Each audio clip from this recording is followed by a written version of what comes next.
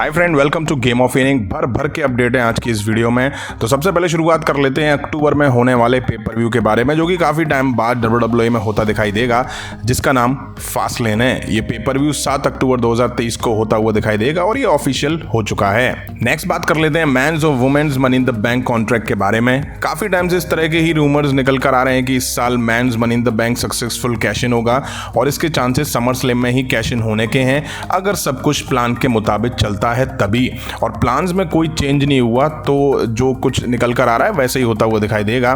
वहीं women's money in the bank को लेकर रूमर्स ऐसे हैं कि जो भी इसको जीतेगा और जब भी उसे कैश इन करेगा वो फेल हो जाएगा।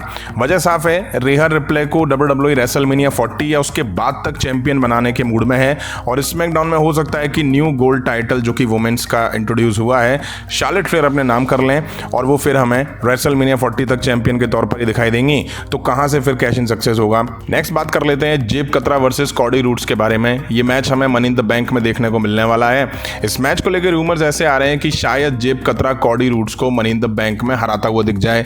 इस तरह के आइडिया पिच हुए हैं और कुछ लोग इस आइडिया को सपोर्ट भी कर रहे हैं।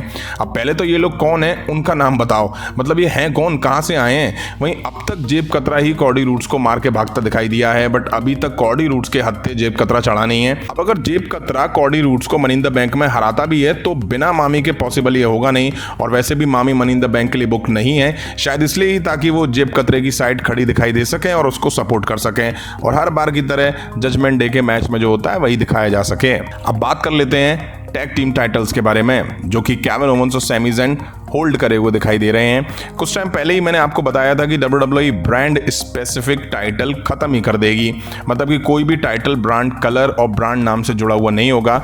वहीं मैंने ये भी बताया था कि दोनों टाइटल सेपरेट हो जाएंगे, बट सवाल ये था कि कैसे होंगे।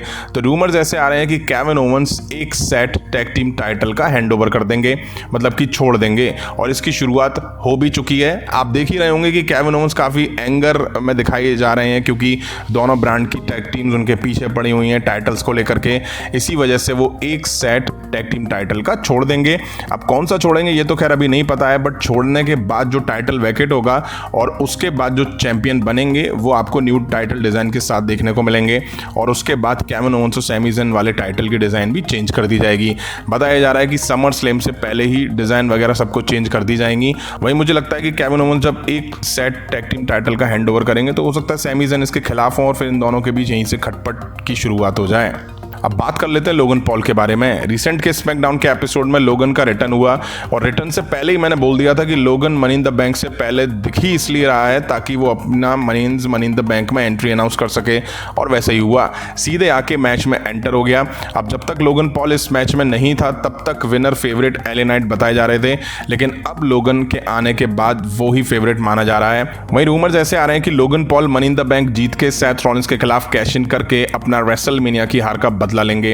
आपको याद हो तो लोगन ने जब कॉन्ट्रैक्ट रिन्यू करा था तब उसने ये स्टेटमेंट भी दिया था कि मुझे अगर नहीं कहा जाता कि मैं चैंपियन बनूंगा तो मैं शायद कॉन्ट्रैक्ट रिसाइन नहीं करता, जिसका मतलब साफ है कि लोगन अगर जीता तो वो चैंपियन बन सकता है।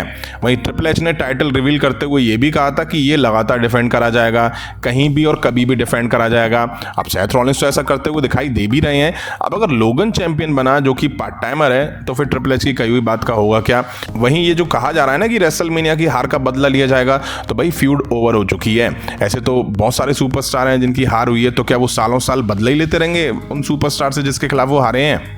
बात कर लेते हैं NXT के बारे में, जहां हमें Seth Rollins versus Bron Breakker के बीच वर्ल्ड हेवीवेट चैंपियनशिप के लिए मैच दिखा, जहां सेथ रॉलिंस ने टाइटल रिटेन कर लिया है। अब ठीक है, ट्रिपल एच ने कहा कि वर्ल्ड हेवीवेट चैंपियनशिप कहीं भी कभी भी डिफेंड होगी, तो क्या मतलब NXT में भी करा दोगे। चलो कराई तो कराई, कम से कम मैच तो ऐसा बुक करो जहां 50-50 के चांसेस हों।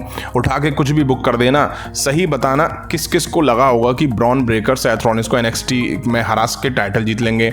वहीं मैच के बाद सेथ रॉलिंस जब स्टेज पे थे तो फिन बैलर ने पीछे से आके फिर से सेथ रॉलिंस पर अटैक कर दिया, रिंग में लाके चेयर शॉट भी दिया, बट तभी कार्मेलो हयास और ट्रिक विलियम ने आके सेथ रॉलिंस को सेव करा और बैलर वहां से निकल गए। अब ये सब सेथ रॉलिंस और बैलर के बीच मनी इन द बैंक में होने वाले मैच से पहले हीट बढ़ाने को हो रहा है। रॉ में भी सेथ रॉलिंस को कुटवाया और NXT में भी बैलर के हाथों कुटवा दिया गया है। अब देखना ये होगा कि सेथ रॉलिंस को कब अपर हैंड मिलेगा फिन बैलर के खिलाफ मनी इन द बैंक से पहले। वहीं बात कर लेते हैं ब्लड लाइन के बीच मनी इन द बैंक में होने वाले सिविल वॉर के बारे में। जैसा कि मनी इन द बैंक में Roman Reigns, solo Sikoa versus Usos के बीच टैग टीम टाइटल मैच दिखना है। अब सभी को इस मैच को देख के लग रहा होगा कि रोमन रेंज यहां ऊसोस को हराएंगे, बट बैटिंग ऑड्स तो कुछ और ही इशारा कर रही हैं, जिसमें बताया जा रहा है कि Usos money in the bank में रोमन रेंज और सोलो सिकोआ को हराएंगे। अब अगर ऐसा होता है तो रोमन रेंज के लिए वाकई बड़ा लॉस होगा, क्योंकि नाइट ऑफ चैंपियन में भी वो सैमी ज़ेन और केविन ओवेंस के खिलाफ टैग टीम मैच पहले ही हार के बैठे हुए हैं। अब देखते हैं मनी इन द बैंक में क्या होता है। वैसे ये मेन इवेंट मैच होने वाला है मनी इन द बैंक का, तो भाई साहब मजा तो बहुत आने वाला है। और अच्छी बात ये है कि ब्लड लाइन के मेंबर्स ही आपस में बढ़ रहे हैं, तो मुझे लगता है यहाँ पे किसी की इंटरफेरेंस वगैरह हमें देखने को मिल सकती है, कहीं रिकिशी वगैरह ना आ जाए और उस का सपोर्ट करने लग जाए। तो फ्रेंड, ये थी WWE से जुड़ी हुई कुछ इंटरेस्टिंग अपडेट्स। उम्मीद है आप सभी को पसंद आई होंगी, तो लाइक करें, शेयर करें अपने फ्रेंड्स के साथ। मिलता हूँ जल्दी नेक्स्ट वीडियो में। Thank you.